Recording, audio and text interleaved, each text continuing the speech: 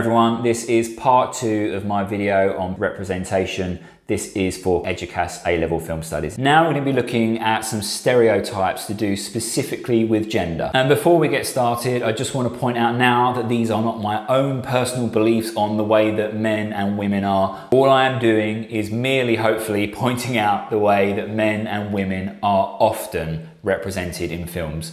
Not always, but often. So let's start off by looking at stereotypical representations of men.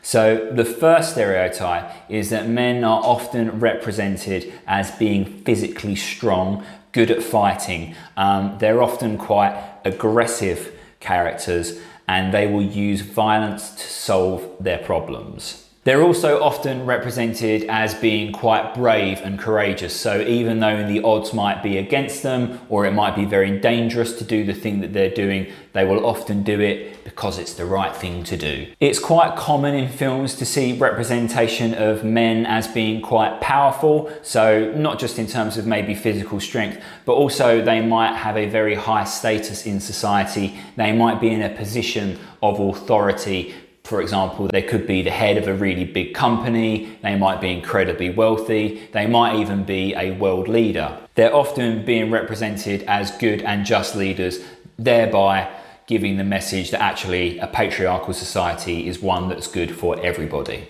Very often, men are the one who speak in films while everyone else sits around and listens to them. They might be giving a rousing speech that might be unifying people, or they might be coming up with a plan which the other characters listen to and decide to go along with.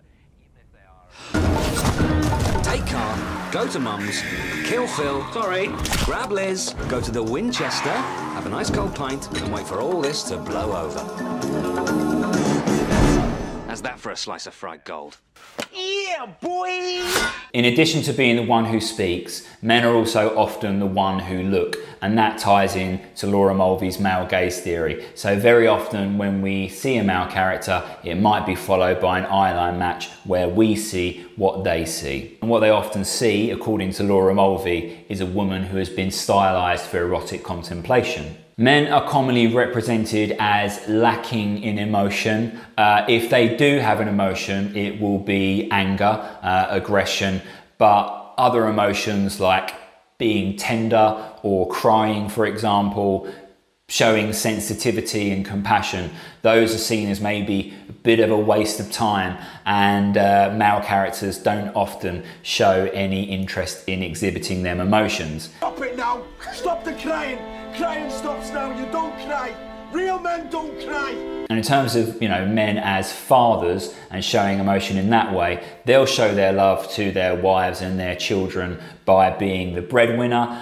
They might not get involved with the emotional stuff or the actual day-to-day raising of the child. And if they are involved in those activities, it will be shown in maybe a comical way that the man struggles with it, thereby giving the message that men aren't very good at that sort of thing, so they probably shouldn't do it. Male characters in films often have a strong belief and faith in the rational. They are logical characters who want to solve the problems, the issue that's causing disequilibrium in the film. So again, being emotional, those things don't help to solve problems. That isn't a rational way to respond to a problem. So male characters will avoid getting emotional and instead think about a rational, logical way to solve the problem. You're going to be all right now, Madeline. Don't you see you've given me something to work on now? I'm going to take you down there to that mission this afternoon, and when you see it, you'll remember when you saw it before, and it'll finish your dream. It'll destroy it, I promise you. All right? Very often they're quite egotistical characters, but their ego might be quite a healthy ego. They'll be competitive and they'll show the desire to be the number one. And finally, related to all of this really, male characters are very often the dominant ones in the narrative. Very often they will be the lead character. In Hollywood films, males are more likely to be the lead protagonist in a film than a female. So if we compare this to stereotypical representations of women, it could not be more different. So where men are represented as being physically strong, women are often represented as being physically weak. quite often in need of saving by the male character. They might be your typical damsel in distress, and they will require a man to use his physical strength to save them. They are very often represented as being powerless, or certainly secondary or further down in the power structure. There will be a male authority figure and they will be below him by maybe one or several places. If we look at films like, say, Winter's Bone, for example, a film which deals explicitly with a patriarchal society where women are viewed and treated as second-class citizens, and they have to fight with every part of their spirit in order to be taken seriously, to be listened to. And occasionally when we do see women in positions of power or authority, they might be represented as being quite evil and monstrous. So real life matriarchs, for example, Margaret Thatcher in This Is England, she is definitely represented as being a bad leader, responsible for the death of thousands in the Falklands War. You are one big stupid. And although Combo is not maybe a character that we are supposed to sympathise with on many points, his anti-Thatcher stance is one thing that perhaps the film encourages us to agree with. 3.5 fucking million. It's not a joke. It's not a fucking joke. And that Thatcher sits there in a fucking ivory tower and sends us on a fucking phony war. But also fictional matriarchs are often represented in quite a negative way. So for example, Nurse Ratched in One Flew Over the Cuckoo's Nest is a female authority figure, and she is one of, the all-time great movie villains and shown to be completely callous and unfeeling, and she's responsible for a lot of pain and misery and suffering in that film. And so all of these negative portrayals of women as powerful authority figures might be suggesting to the viewer that a matriarchal society simply wouldn't work and that they would be better off in a patriarchal society. Another stereotype for female characters is that they're very often the silent ones, the ones who will sit there and listen to the man speak rather than being the one who speaks. And not only are they the one who are silent, but they're also the one who is the object of the gaze, and this is the other side of the male gaze theory. So the female characters are very often the ones that are being looked at, and Laura Mulvey would say this objectifies them, renders them as passive objects.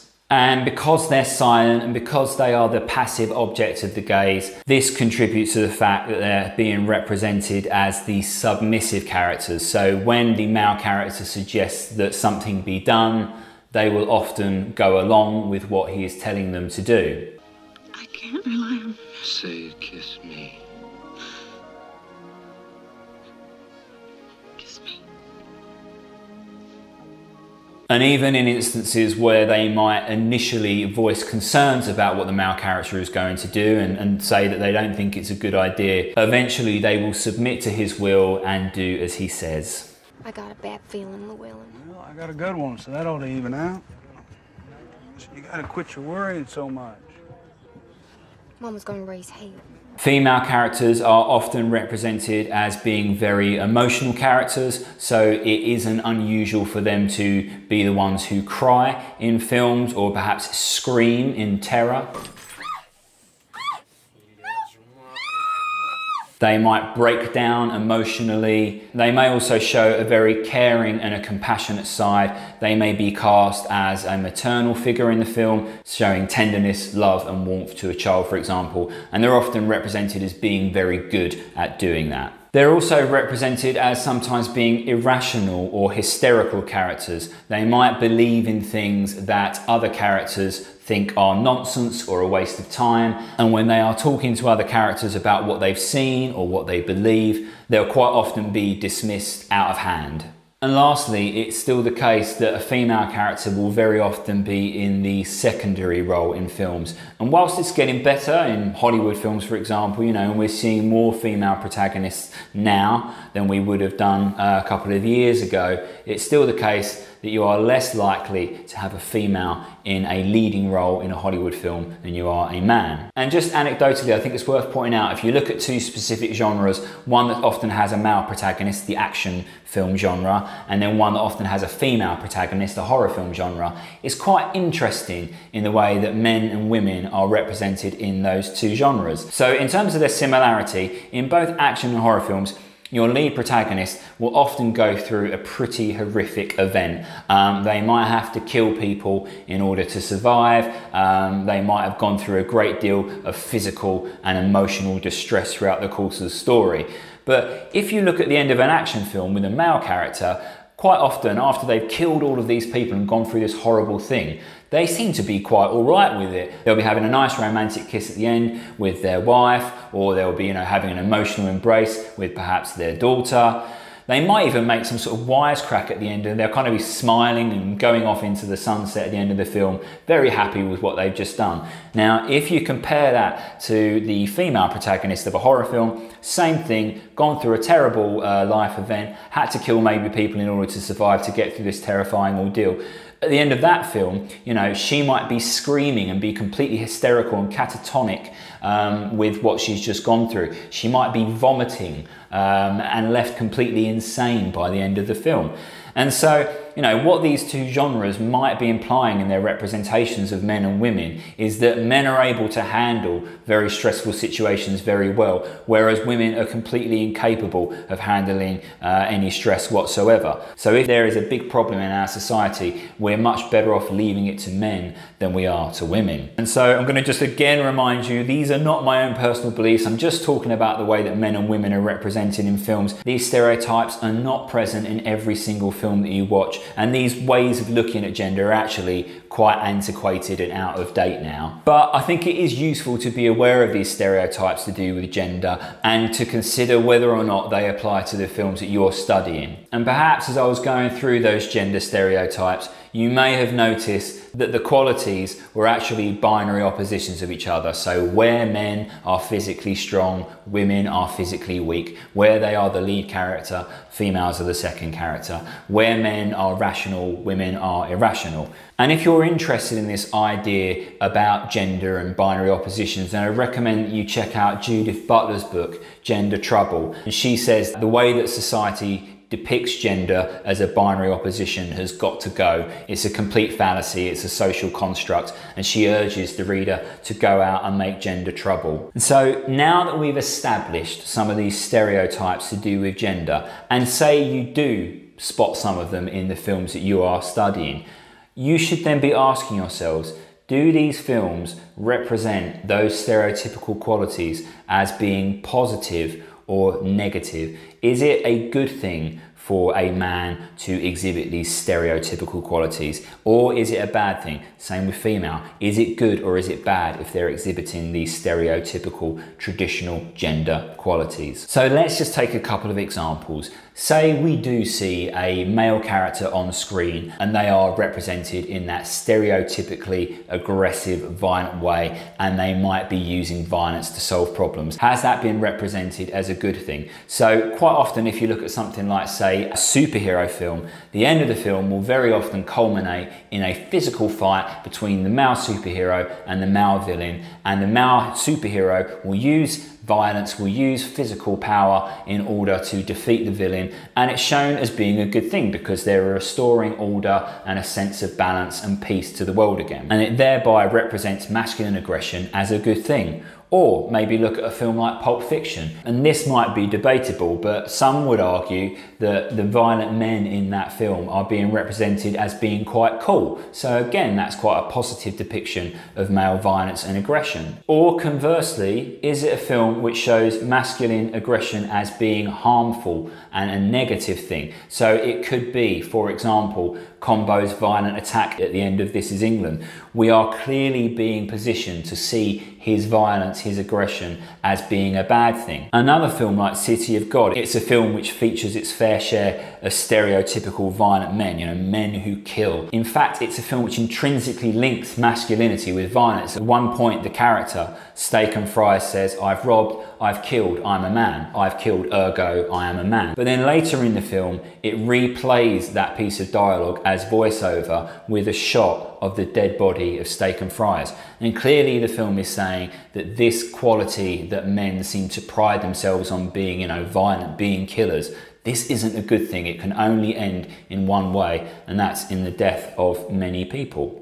And another stereotype might be powerful men, men in positions of power and authority. Has that been represented as a good thing? So in some films, certainly it has been. So The King's Speech, for example, we have a royal patriarch who gives a speech at the end of the film which unifies the nation and helps them to win the Second World War. Compare that to other films like No Country for Old Men, where we have Sheriff Bell. Obviously, he's in a very senior position, a male in a powerful position, and he is being represented in a very sympathetic light, and we're certainly encouraged to identify and sympathise with him. You know, he might be a very ineffective patriarch. He doesn't really have any positive impact in terms of stopping criminals and stopping, you know, murder and things like that. But nevertheless, we do see him as being as sympathetic as a good guy. And the fact that he's unable to control these things isn't really his fault. It's just that the world has changed so much that these things are perhaps uncontrollable. But other films might represent patriarchal figures as being very bad for the rest of society. So Winter's Bone, for example, we have a film there where men are very much the ones in charge, the ones in control. But the film is told through the perspective of Rhee, a young woman, and through her we see how awful these men are and how a lot of the heartache of the film comes down to the actions of men. They are represented as being either useless fathers, being violent, being drug addicts and criminals. And the one sort of legitimate, in inverted commas, authority figure, Sheriff Baskin, he is not a good representative for male authority. And we find out that he's actually implicated in some very, very shady goings on in that film. So clearly this isn't a film which is saying a patriarchy is a good thing. And therefore the stereotype associated with men being powerful figures is being questioned, it's being challenged in Winter's Bone. Okay, so that's the end of my video on representation. I hope that it's been useful and that you can take some of those ideas that I've been discussing today and apply them to the films that you're going to be studying for the exam. Thank you very much. The stereotypes, there must be more to life. All your life, your dreams.